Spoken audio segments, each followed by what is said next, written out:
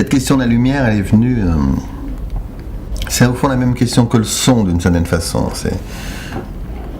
C'est le désir que la source soit très forte, très vive, très éblouissante, très intense, une très grande intensité à la source, hein, aussi bien à la source sonore qu'à la source lumineuse.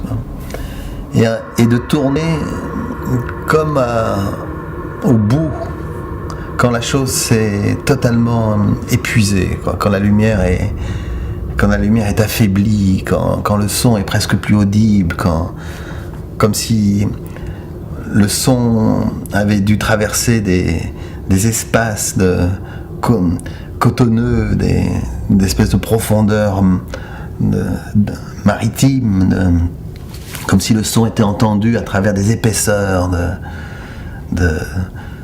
de monde, de matière, d'air, de nuages, et que la lumière, pareil, que la lumière soit juste au bout de sa course, quoi, qu'on soit presque à la fin de là où la lumière continue d'éclairer, quoi. Et en fait, c'était ça qui m'a vraiment guidé. C'est l'idée d'une source très vive, d'une intensité très grande, à l'origine, mais dont on ne percevrait plus que la fin, quoi, que la chose, que les restes, quoi, que le reste sonore ou que le reste lumineux, quoi.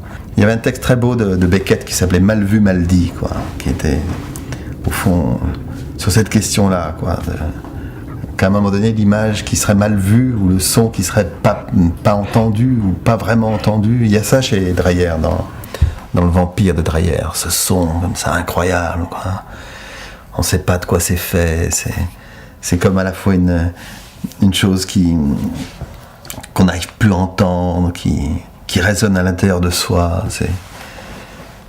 Je crois que le cinéma est très très puissant quand il nous ramène à des sensations très, très archaïques, enfin très premières, très originaires,